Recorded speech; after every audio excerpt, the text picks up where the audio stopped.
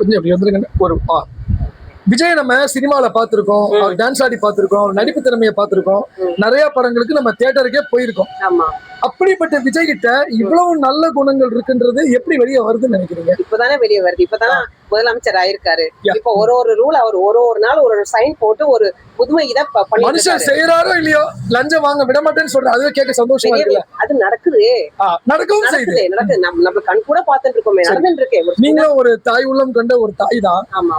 அவங்களுக்கும் ஒரு தாய் இருக்கு, சோபா சந்திரசேகர் இருக்காங்க. ஆனா இந்த பிள்ளைய போட்டு இவர் வந்து சரியே கிடையாது, இவர் ஒரு கூத்தாடி அப்படின்னு ரொம்ப அலிகேஷன்ஸ் வைக்கிறாங்களே. சில சமயம் விஜயோட உண்மையான ரசிகர்களுக்கு வருத்தம் இருக்கும். ஆனா அதையும் தாண்டி ஏன் இவ்வளவு கற்கள் வீசப்படுது? ஏன்னா அவர் ஃபர்ஸ்ட் டைம் சீஃப் மினிஸ்டரா வந்திருக்காரு. சரிங்க. இப்ப இவ்வளவு நாளும் பாத்தீங்கன்னா தமிழ்நாட்டுல 2 மேஜர் பார்ட்டிஸ் தான் அந்த பவர்ல இருந்திருக்காங்க. ஃபர்ஸ்ட் டைம் ஒருத்தர் வராரு அந்த சர்க்கிள்ல. தாங்கிக்க முடியலன்றீங்க? அதுதான் அப்படின்னு நான் நினைக்கிறேன். சோ இந்த உலகம் அப்படிதான் இருக்கு. எல்லாருமே அப்படிதானே நார்மலா. இவ்வளவு நாள் நாங்க இருந்துட்டோம், சடனா ஒருத்தவங்க வரும்போது நம்மளால எடுக்க முடியாது இல்லையா? சரி, நீங்க ஒரு பள்ளியில ஒரு போஸ்ட்ல இருக்கீங்க, ஒரு பதவியில இருக்கீங்க. சோ ஒரு பள்ளியோடைய முக்கியஸ்தரா உங்ககிட்ட கேக்குறேன், விஜய் கிட்ட நீங்க என்ன எதிர்பார்க்கறீங்க? நேரடியா விஜய் கிட்ட சொல்லுங்க.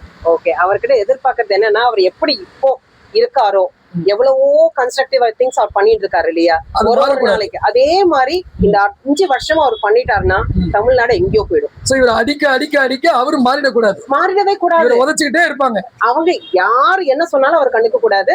அவர் என்ன பண்றாரோ அது பண்ணினே போகணும். முதலமைச்சர் விஜய்கிட்ட ஒரு பெண்மணியா நீங்க கத்துக்கிட்ட விஷயம்? அவரோட எஃபிஷியன்சி, அவரோட தைரியம். இவ்வளவு பேர் அவளை தாக்குறாங்க, இருந்தாலும் நான் சொல்றதை நான் பண்றதை நான் பண்ணிட்டு தான் இருப்பேன் மக்களுக்குன்னு இருக்காரு பாத்தீங்களா.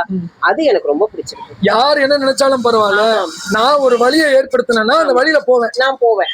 எனக்கு அதை யார் என்ன சொன்னாலும் எனக்கு அதை பத்தி பிரச்சனையே இல்லை, மக்களுக்கு நான் பண்ண வேண்டியதை நான் பண்ணுவேன் நினைக்கிறாரு இல்லைங்களா. அந்த தைரியத்தை நான் ரொம்பவே அட்மையர் பண்ணேன். மிக்க மிக்க நன்றி சார். ரொம்ப தேங்க்ஸ். தேங்க்யூ.